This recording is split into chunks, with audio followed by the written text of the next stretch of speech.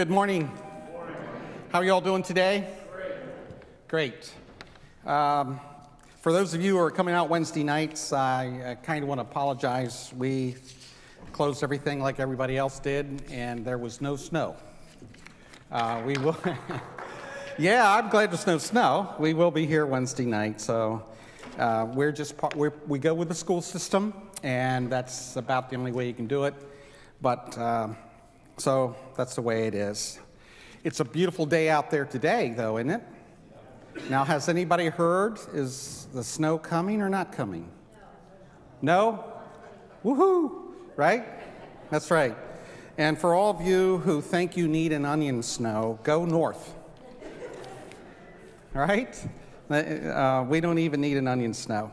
It's good to be here as we continue our walk through Holy Week. And today, we are on Thursday, and a number of things happen, but this is the part of Thursday that I've chosen to deal with. And I want to begin by just asking this question. I'm sure, actually, you've heard this phrase before, right? Probably used it. Right? Come on, let's wake up. Denial is not a river in Egypt. Now, we don't just pull this one out for anything, do we? Actually, this is reserved for that person, that friend, that family member, whatever, who is denying the painfully obvious, right? That's the only time we really pull it out, when it is so incredibly big. They still don't seem to see it. We're probably going to go and use this phrase on them. Actually, I saw a commercial that I think speaks to this, and I don't know, it's not a lot of people have seen it, but I think the first time I saw it was on Super Bowl Sunday. It's this commercial where, and we tried to play it, Joyce tried to play it for me, but it just wouldn't work, so we're using this picture, but it's a commercial where a guy's sitting at a table, and he's got this bag of Doritos. You can't see anything but him, this guy, and the Doritos. And there's a series of three people come in, and they reach for the Doritos. Have you seen that? And something slaps their hand out of the way. 3 times, something slaps their hand. You can't really tell what it is until after the third person reaches for it, hand slap, and then the camera pans back, and there's this gigantic elephant. It's the elephant's trunk. And I love the next scene, which is this guy standing there looks at him and says, "Are we going to talk about this?" And what is the response? No. That's how the elephant remains in the room, isn't it? This figurative elephant. It remains in the room because we don't want to talk about it. Now, here's the problem with denial. Every one of us employs denial every day. Do you believe that? Every one of us does. Because denial is actually, at least an element of it, denial is actually a coping mechanism that allows us to actually get out of bed in the morning, to interact with the world. As an example, I remember reading many years ago now, as an example of this is the fact that it is estimated that to simply get in your car, to drive, you increase the threat on your life 3,000%. And the reason we employ denial then is that if we actually knew that, if it were right in front of us, if it were bearing down on us all the time, we couldn't make ourselves get in the car. If we knew and thought about it and reflected on the possibility that every time you start the key, this is the day you die, or there's high potential the day you die, we couldn't function. We wouldn't move. We wouldn't go anywhere. And so we employ denial to help us deal with the world, help us deal with all the threat out there, everything that's going on. We employ it all the time. We men employ it regularly when we talk to each other, in our groups, and tell each other that we are actually in control of life. Don't we, men? We're denying the fact that it's our wives. But we say that to help us deal in the world. Actually, I was joking with my dad. We actually went out to eat. He's sitting across the table from me, and Karen's sitting next to him. And so I'm right across the table from him, and I don't know, she said something, and I just looked at Dad and said, see, Dad, this is my denial. I said, see, Dad, now you know what I've been shackled to for 41 years. Dad is nice. He is really nice. He is kind. He would never say, honestly, never heard him say a mean word to anyone, anytime, anywhere. He would never say a mean word. He just looked at me with one of those looks that shouted, yep, I know who has been shackled to whom. And my denial was shattered right there in front of me because, you know what, it was telling the truth. And so that's the problem with denial is that there is an element of it that we need to help us function in life. But as a culture, we seem to, all of us seem to kind of accept it or use it in a greater degree than is necessary. And when that happens, we move from that which is positive into negative territory. When it becomes so much a part of us that we will not look at ourselves, and that is the kind of indictment on American culture, is that we won't look at ourselves. So when we employ it in such a way that we will not look at ourselves clearly, then we have moved from the positive into the negative territory. That it doesn't allow us to grow because we will not see ourselves clearly. It is something that I've really learned about relationships, for instance, that almost always when a relationship is in trouble, when people come to me, by the time they come to me, there has been a lot of denial that has been employed in those relationships. For instance, if one of the couple says to me, man, I've been ready to leave for a year, and I've had this happen, and not really, maybe the time amount has changed some, but I've had it happen a lot. One of them says, I've really been ready to leave for a year, and the other one says, I didn't know anything was wrong. Then there is a healthy amount of denial that has been applied to allow someone to be able to be in that relationship and not know that there's a problem. And so, for a lot of us, there are elephants in the room all around us because we are choosing on some level to not take a look at us, and it generally has something to do with the fact that we know to take a look at ourselves that way will be painful, and we avoid pain. I really think that's what we're looking at when we look at the story of Peter's denial of Jesus in the courtyard. I really do believe that. It's the fact that Peter has not been able, because he has just boldly employed denial, has not been able to see himself clearly. And so, I think that when he says to Jesus, everybody else might go, but I'm here, I think he really believed it when he said, I will not disown you. When Jesus said, you will all fall away. Now, very quickly, I want to move into this scripture, but say this, you will all fall away. I just want to make comment there and note for all of us that we tend to deal with Peter and Peter's denial. But Jesus does not say just to Peter, Peter, you will fall away. The rest of you, you're okay. He says to all of them, you will all fall away. Jesus told them, for it is written, I will strike the shepherd and the sheep will be scattered. But after I have risen, I will go ahead of you into Galilee. Peter declared, even if all fall away, I will not. Truly I tell you, Jesus answered, today, yes, tonight, before the rooster crows twice, you yourself will disown me 3 times. I have a friend that is just bellicose, bombastic, who there's a kind of a pattern that takes place in our relationship that I'm not sure he recognizes. I've known it for a long time because it goes something like this.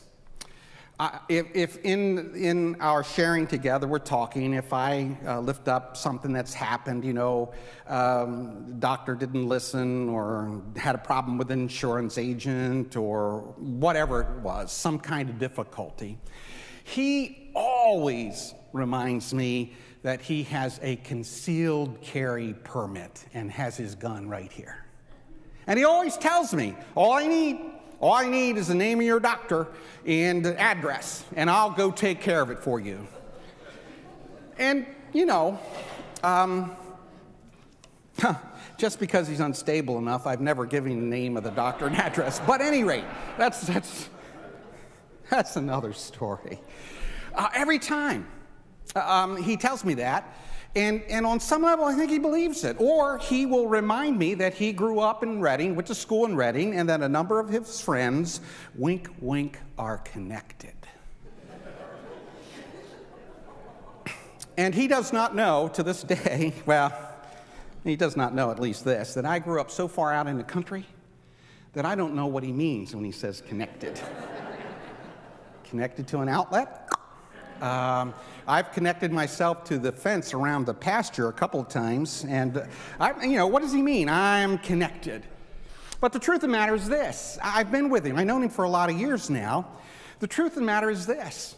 He seems to wear that concealed permit, or that notion that he has friends connected, as a kind of persona that he desires to project to the world.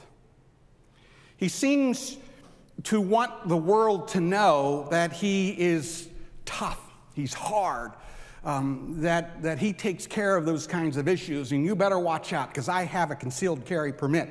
But the truth of the matter is, I've known him long enough to know that he is nothing more than a teddy bear. Really, he really is nothing more than a teddy bear. Because I've had a lot of these moments that I've always called windows into the soul, where the true you, the true person, slips out a little bit.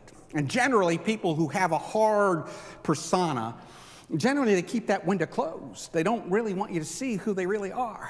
And only once in a while do they mess up and slip up, and the sincere, kind, caring person that he really is slips out, so you get a chance to see that.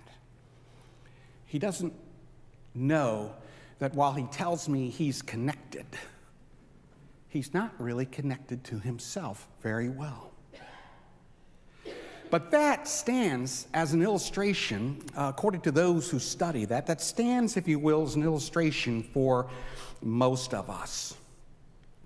Most of us are not really very well connected to the self. Most of us have worked our entire lives to build the personas that we want the world to see, we want people to see. And in order to maintain a persona, we employ a healthy or more than a healthy sense of denial to ourselves so that we can maintain the persona, the hard image of what we want the world to believe about us because we've been taught that's the way it should be, or we've been beat up by the issues of the world, or whatever it is, so we protect ourselves. And in protecting ourselves, we employ this high level of denial.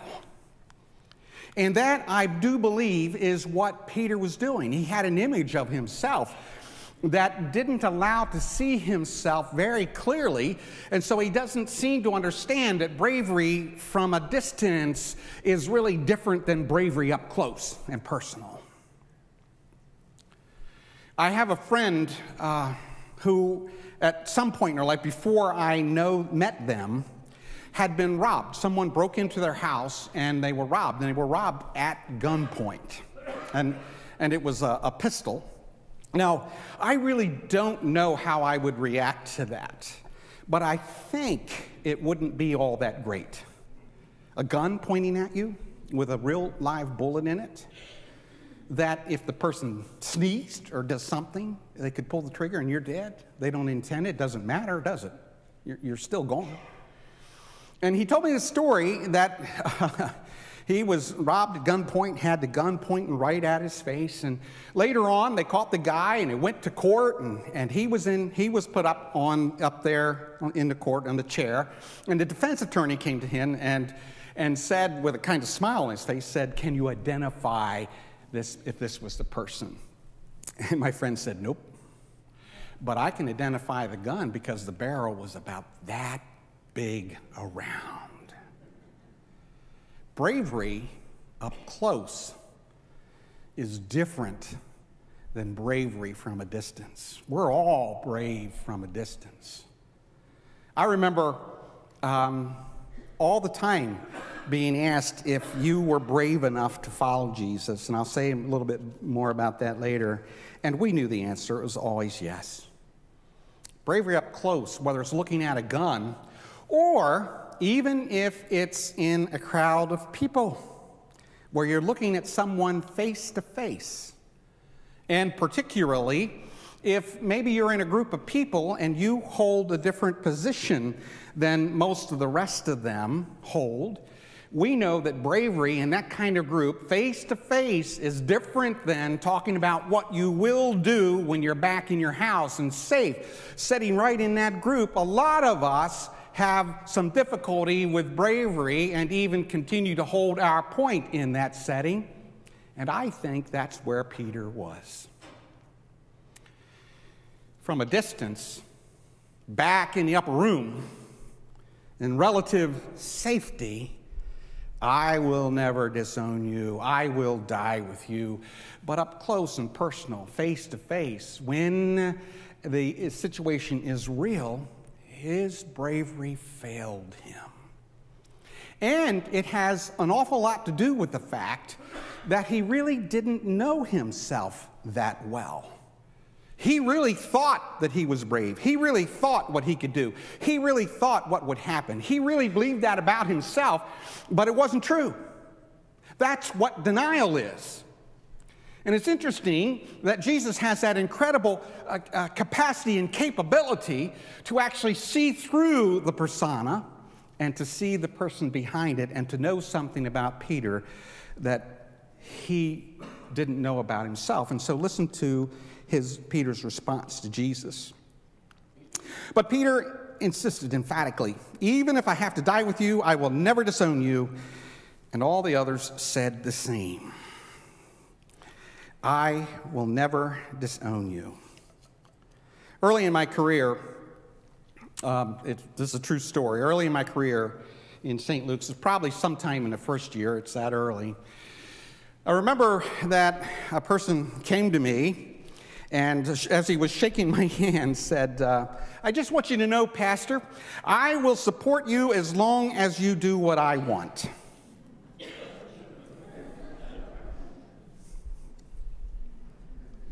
It was a really early lesson to me, and I think probably a helpful lesson at the time. It was a really early lesson to me, is that most of us, and even when it comes to faith life, we really want what we want when we want it, how we want it. We really don't want, I learned this lesson a lot of times, we really don't want a religious leader who might suggest that something is maybe not in line with a biblical Jesus. And I think it's more so now. We want what we want, when and how we want it.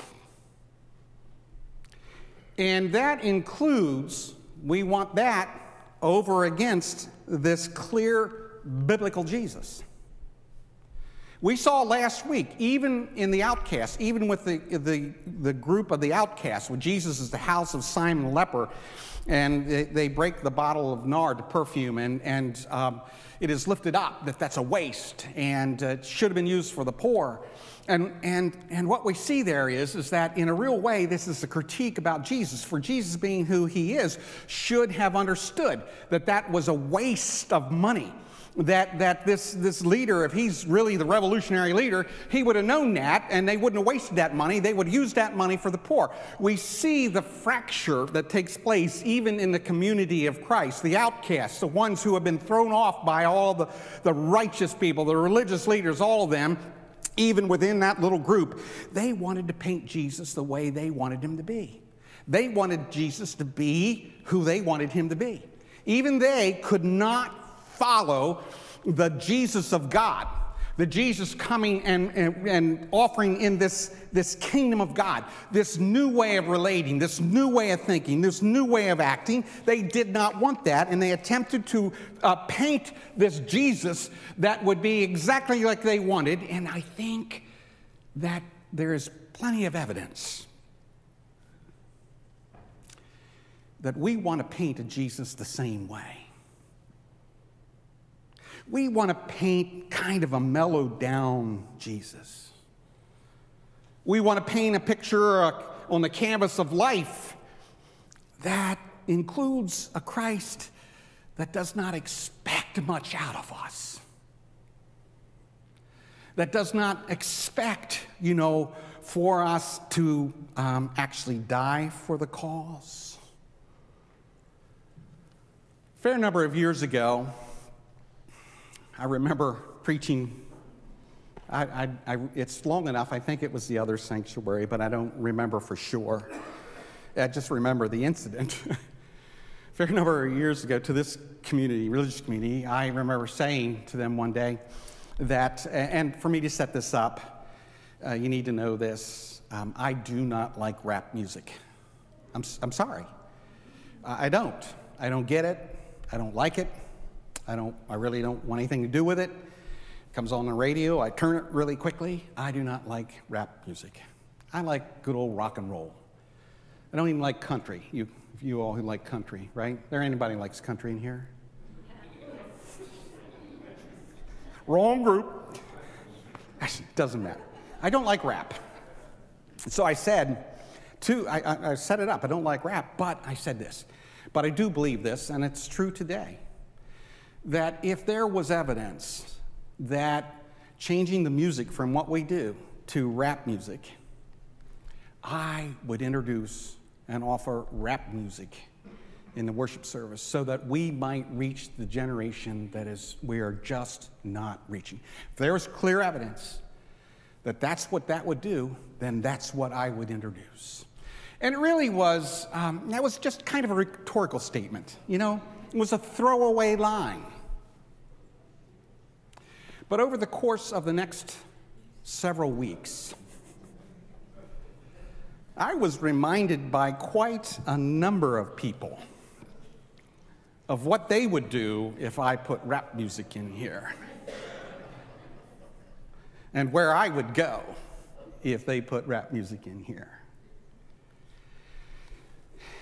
And as I said earlier, when I was growing up, we always were asked, I don't know if your tradition did this, but we were asked all the time, would you die for Jesus? Do you believe in Jesus so deeply that if it came down to it, would you die for him?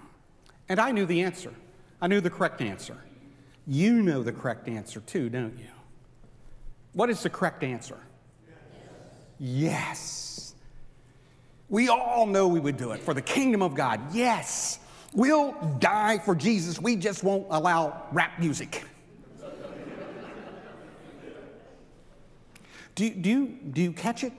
Do you see the utter level of denial, of self-denial? That I can convince myself that I would die for Jesus. I just will not tolerate rap music. It's a lie that we will not allow ourselves to see, to protect ourselves, I think, from the truth. But the Bible tells us the truth will set you free.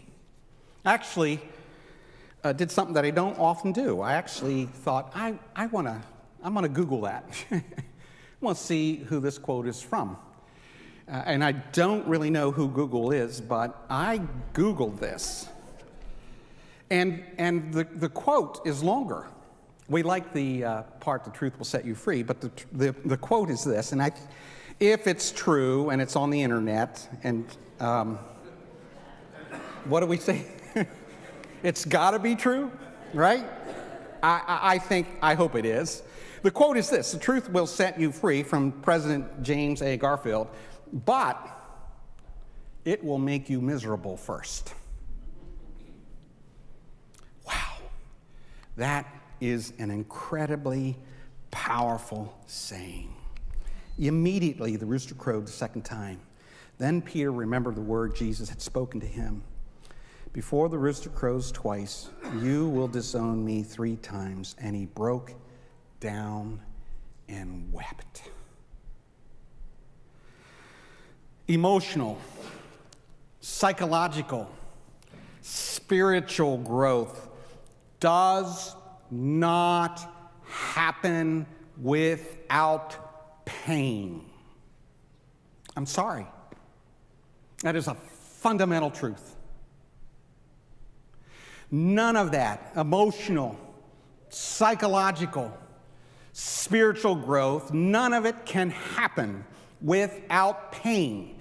Because in each one of those disciplines, in order for us to grow, we must take a previously held dear truth and we must lay that down so that we can pick up a new truth, so that we can assimilate it into our lives, so that we can find a new and higher equilibrium and function in life. It is a fundamental truth. But if that's a fundamental truth, it's also a fundamental truth that we will avoid pain, most of us, almost at any cost, even if it is proven that there is a benefit. Because here is the truth. In any one of these, you must go right through the center of the pain. You must stare down the dragon. You must be able to lay down that old truth and pick up a new one. And it is fraught with fear. It is fraught with pain. It's fraught with all kinds of things of which we avoid. And guess what? That's exactly where Peter had been. And as long as we avoid that, we will never grow. Why did Peter break down and weep? Because it was in that moment, in that setting, in the denial, when he saw the eyes of Jesus look upon him, that he saw himself as he was for the first time in his life, and it broke him completely. He broke down and wept bitterly. He saw himself, and he was not that brave person he thought he was. He was not that powerful person. He was not that friend. He saw himself clearly, and he broke down and wept bitterly. But he didn't do what Judas did. The Bible has a cryptic little comment about Judas. After Judas realized what he did was wrong, the Bible says he went his own way. Peter didn't go his own way. He was broken. He was broken completely. But here's the truth. It's only when we're broken and we see our brokenness.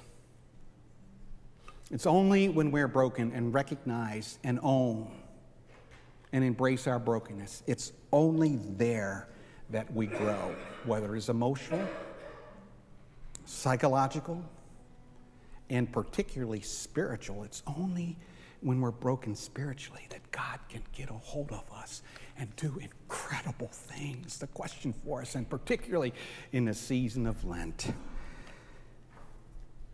particularly before Almighty God, how clearly do you see yourself?